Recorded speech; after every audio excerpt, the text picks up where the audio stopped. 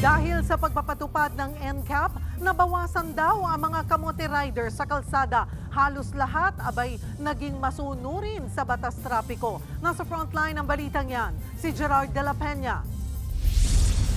Nagmistulang motorcade ang mga motorsiklo sa kahabaan ng Commonwealth Avenue sa Quezon City kaninang umaga. Walang kamote riders. Kahit mabagal ang takbo, sinisiguro nilang pasok sila sa motorcycle lane.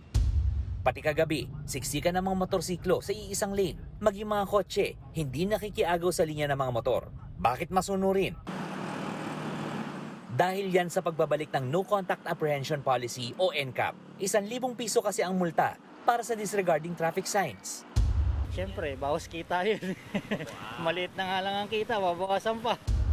Naobserbahan daw ng MMDA na mas disiplinado ngayon ang mga motorista dahil sa NCAP. Mula alas 6 ng umaga hanggang 1:00 ng hapon ngayong Martes, halos 400 ang nahuli ng MMDA. Kahapon, umabot sa mahigit 1,000 ang nahuli.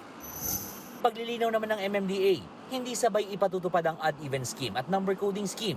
Sa EDSA lang iira lang odd-even scheme, habang sa ibang kalsada sa Metro Manila, mayroon pa ring number coding scheme. Magsisimula ang isang buwang dry run para rito sa June 16. Exempted naman sa odd-even scheme ang mga electric at hybrid vehicles, motorsiklo, emergency vehicles at iba pang nasa inyong TV screen.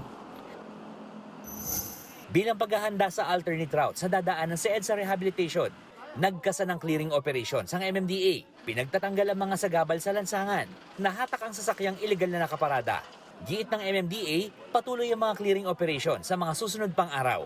Nagbabalita mula sa frontline, Gerard de la Peña, News 5. Mga kapatid, Cheryl Cosim po, huwag maging huli at maging una sa lahat sa balitaan. Para sa tuloy-tuloy na talakayan sa frontline, mag-follow at mag-subscribe sa social media pages ng News 5.